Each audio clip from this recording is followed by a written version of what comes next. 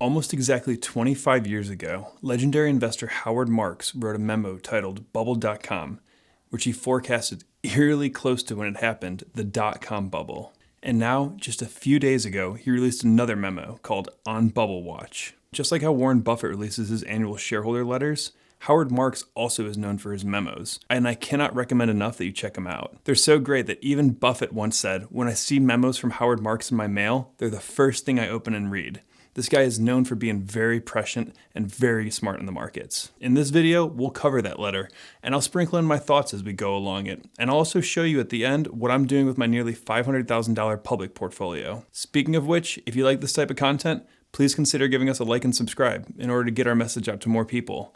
We're dead set on our mission to bring intelligent investing into the mainstream. Let's get started. So the first thing that Howard does in this memo is he compares today's stock market to the stock market back in the late 90s. And he really focuses in on how the S&P 500, which is the 500 largest companies in the US, is hyper-concentrated into just 7 stocks, which are called the Magnificent Seven. This chart here does a really good job of showing that.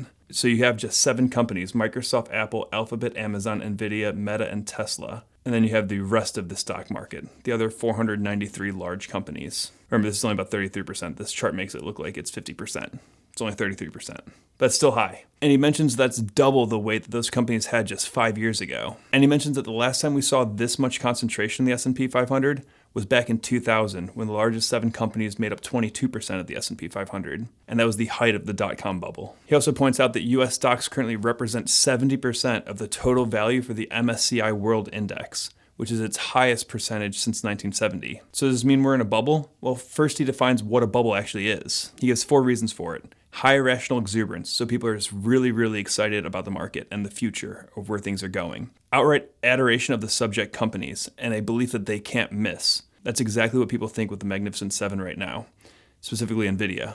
And then a fear of missing out. You don't want to be left behind. Bitcoin's taking off right now. You want to get in at 100K because it's about to be worth $1 million. And then finally, that there's no price too high. And he says this is the big one. He says that this is the most surefire way to see that a bubble is brewing. And then he takes it a step back and he says, well, what can cause this type of irrational thinking to take place? The markets are normally tied to valuations. They're normally pretty rational. And he gives us a really interesting answer that I hadn't heard of or thought before.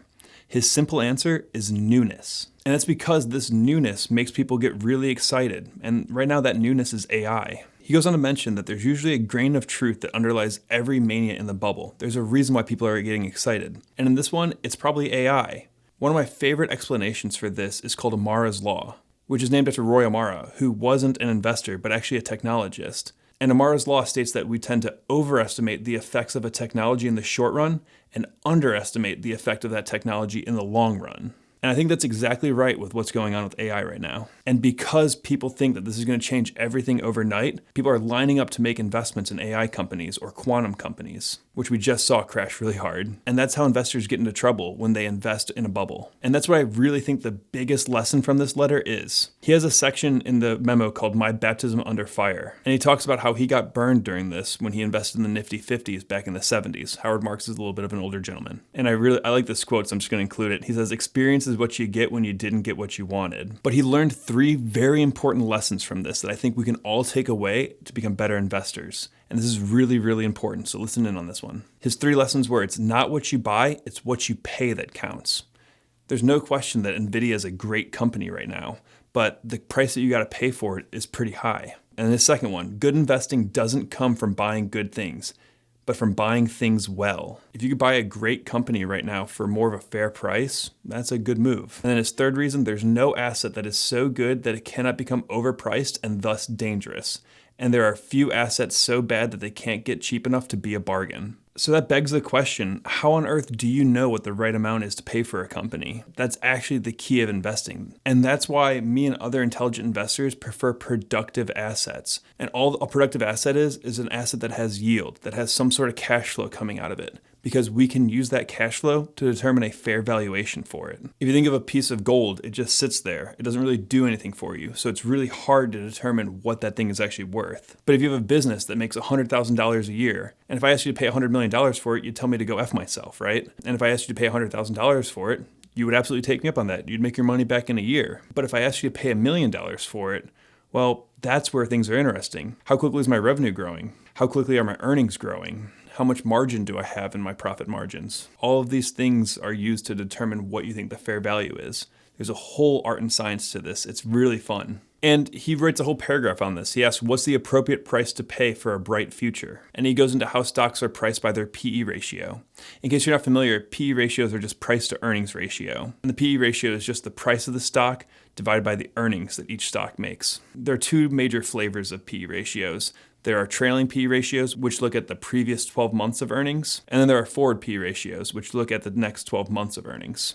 And in the letter, he uses NVIDIA as the example. And NVIDIA has a PE ratio right now of 51, which means that if you bought all of NVIDIA right now, which is what you should imagine you're doing when you buy a stock, you shouldn't think you're just buying a small little piece of paper that you can trade.